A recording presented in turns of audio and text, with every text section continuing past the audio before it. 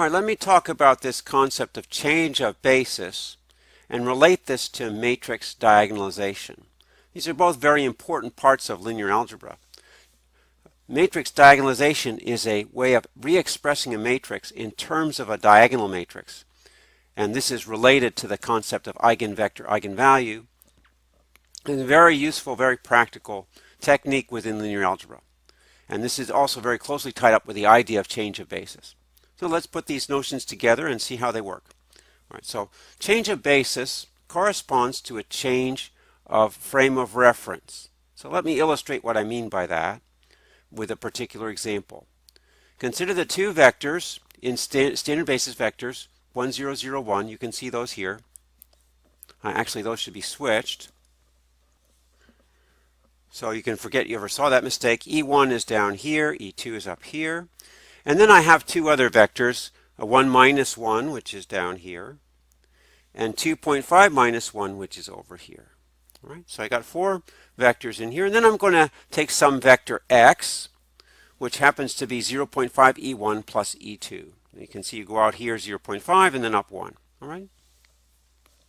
What this means is that in terms of the E1, E2 basis, x is expressed in this way, 0.5 and 1. 0.5 is the component with respect to E1, 1 is the component with respect to E2. So this is pretty pedestrian standard stuff. Now, V1, V2 also form a basis, and x can be expressed as a linear combination of V1 and V2. Works out that x is equal to minus 2V1 plus V2, and you can work that out. Minus 2 times this vector plus this vector gives you 0.51, the same vector x.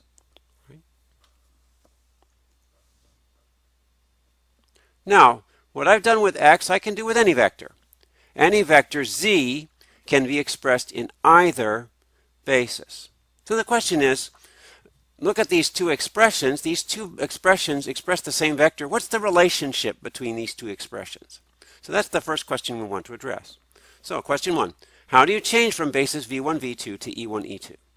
In other words, if vector z is ab in the basis v1, v2, how do you express z in terms of the E1, E2 basis? So I can use this picture to illustrate this question. I really have two different ways of expressing linear algebra reality. I can use the V1, V2 basis or the E1, E2 basis. And I can describe vectors this way using this basis, or I can describe vectors this way using this basis. If I use vectors this way, I'm going to have two components, just like I had two components for x here. And also, if I use the E1, E2 basis, I'm going to have two components. So my question is, how would I, without any prior knowledge, how would I get from this vector here to this vector here? All right? So let's see how that works. All right? So here's the answer. AB in the V1, V2 basis signifies the vector AV1 plus BV2. All right? That's how we got AB in the beginning. All right? Now, since we know V1 and V2, we can substitute into this expression here, into this linear combination. So AV1 plus BV2 is A times V1, this is V1, plus B times V2. Now, this is a combination of column vectors. And we've seen before that you can actually write this combination of column vectors as a matrix vector expression. The matrix is 1 minus 1, 2 minus 1. And the vector is AB. The coefficients in the linear combination become a column vector which multiplies the matrix that's formed of the column vectors in the expression. All right, so you can stare at that a little while, see how that works. It's a very general process that we've used before. Right? So I can express the answer here. Now I know the answer. If I have a vector AB in the V1, V2 basis, if I want to find the corresponding vector in the E1, E2 basis, I just need to multiply this vector AB times this matrix here, and the columns of this matrix are in fact V1 and V2. All right? So that's a change of basis vector. Now notice in this case I'm doing the simple case where the E1, E2 basis is the standard basis. Later on we'll talk about going between two different bases, neither of which are standard. But here if I go from a non-standard basis to the standard basis, all I need to do is take my components in the non-standard basis, multiply by this vector this matrix consisting of the column vectors in the basis, and I'll get my components in the E1, E2 basis. All right. Now let's ask another question. How would you go backwards? Suppose you knew the components in the E1, E2 basis, and you wanted to find in the V1, V2 basis. All right, so if I have vector y as CD in the E1, E2 basis, then how is y expressed in terms of the V1, V2 basis? This should be V1, V2. So you didn't see that. It says V1, V2. All right, so here we have the picture. I'm just transporting this picture, but I'm saying now how do you go backwards? All right, if I know this one, how am I going to get this one? All right, now you can see kind of this is the idea of inverse function. All right, so by comparison with the first figure, CD has the same place as 2.5 minus 1 minus 1 times AB. Now, if I want to go back this way, all I need to do is multiply by the inverse matrix to this matrix. You can see that if I tried to go back from this quantity here back to AB, all I need to do is multiply by the inverse matrix, and I get my components in the V1, V2 basis. Right? So that's the answer. All I need to do is multiply by the inverse matrix. Okay, so I can complete my picture. Right? If I want to go backward from CD to the V1, V2 basis, I multiply by the matrix inverse. If I want to go forward, I multiply by the matrix, where the matrix consists of the column vectors in the V1, V2 basis. All right, so let's simplify this picture a little bit. Here, to go from E basis to V basis, I multiply by P inverse. To go from V basis to E basis, I multiply by P. And P, as I said before, consists of the column vectors in the V basis used as columns of P. All right? All right. And again, this works because the E basis is the standard basis. All right, let's ask another question. Let's bring something else into the mix. All right. So here I have vector go from here to here. And remember, these are like two different languages. They're like French and English that you're translating between them. You use these, you multiply by matrices. All right. So let's ask another question. Let's do something in the V basis. Let's apply a linear transformation to a vector in the V basis. And we want to translate that linear transformation into the E basis. All right. And let's suppose in this case that the linear transformation L has the following effect on V1 and V2. L V1 equals minus 1 V1 and L V2 equals 2 V2. All right. Now, in other words, the linear transformation L in the V basis is given by this matrix D, where D equals minus 1, 0, 0, 2. Why is that? Because if you express any vector in the V1, V2 basis, that's going to be something like, well, let's say it's AB. And this is expressed in the V1, V2 basis.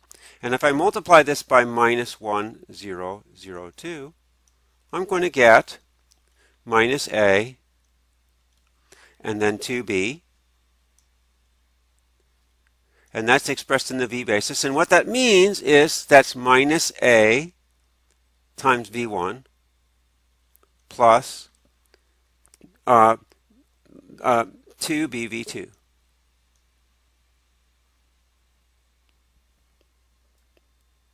Okay.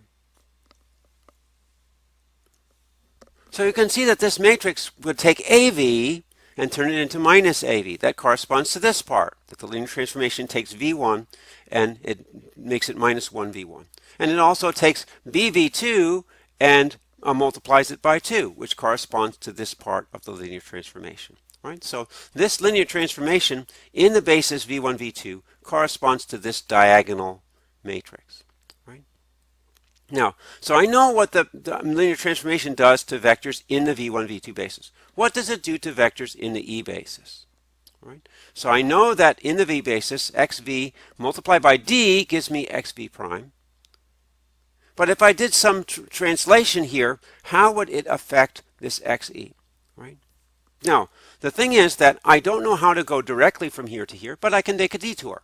If I had some vector in the E basis, I could translate it into the V basis, and then apply the linear transformation, which corresponds to multiplying by d, and then translate back again. See, I don't know how to go directly in here, but I know how to go in here. I just translate into my different language, apply my linear transformation, and translate back again. It's like Google Translate, except I'm doing it with linear algebra. Okay, so I can get to xe prime via the detour. First go this way, then go this way, then go this way. First multiply by P inverse, then multiply by D, then multiply by P. All right. Now it's important to realize that matrix multiplication proceeds right to left. If I take this vector E and multiply by P inverse, that's P inverse XE. If I then multiply by D, that's going to be D P inverse XE. And then multiplying again by P, that's going to be P D P inverse times XE. So that's what I have here to get from X to XE prime, XE to XE prime. I multiply by the matrix M, where M is P D P inverse, right? So you have the, here's the picture again. You have this, what I call this detour. Apply P inverse first, then D, then P. P inverse, D, P. Sorry, it's off the edge there. Let's see if we can move this over a little bit. I don't know if we can.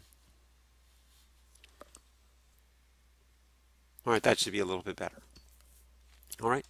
So now what we've done is we've related the linear transformation in the V basis to a linear transformation to a matrix in the E basis, P, D, P inverse. All right, now here's the punchline. Suppose instead of starting with D, I start with any matrix M. And this matrix M is in the standard basis.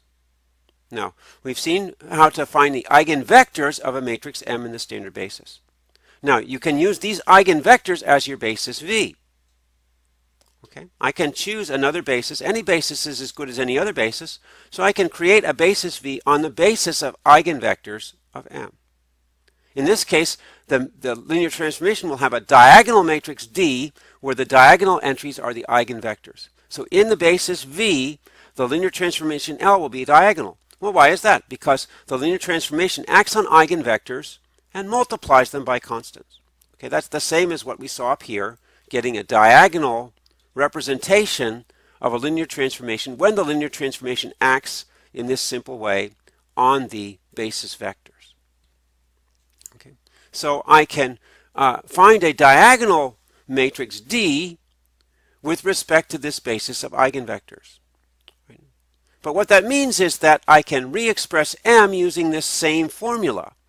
M equals P D P inverse, where what is P? Well, P is the change of basis vectors corresponding to the change to the eigenvector basis. So the columns of P are simply the eigenvectors of the matrix M.